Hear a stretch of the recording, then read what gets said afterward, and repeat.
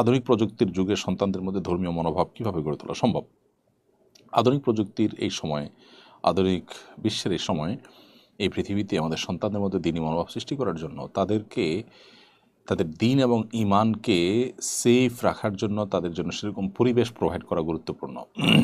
যে পরিবেশে তাদের ঈমান, তাদের আমল, তাকওয়া, চিন্তা চেতনা এটা নিরাপদে থাকবে।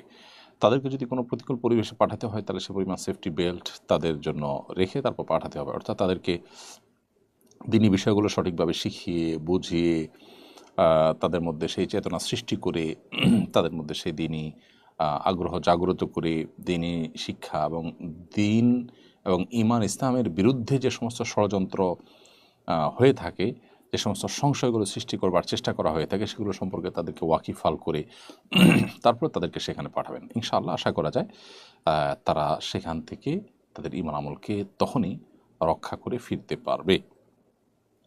আর এর পাশাপাশি খাদ্যের যেমন প্রভাব রয়েছে বাচ্চাদের উপরে, আমাদের উপরে, আমাদের মনস্তত্ত্বে, আরও নানাভাবে আমাদের দ্বীন এবং ঈমানের থেকে আমাদেরকে বিচ্যুত করে প্রকৃত এবং প্রকৃতির যে চিন্তাভাবনা সেটা থেকে সরিয়ে আমাদের মধ্যে বিকৃত চিন্তাভাবনা নিয়ে আসা, এটার প্রবণতা তৈরি হওয়া বিভিন্ন লাইফস্টাইলের কারণে, সেগুলো বর্জন করতে হবে এবং তাদেরকে আগে থেকে দ্বীন সম্পর্কে বেসিক ধারণা দিতে হবে।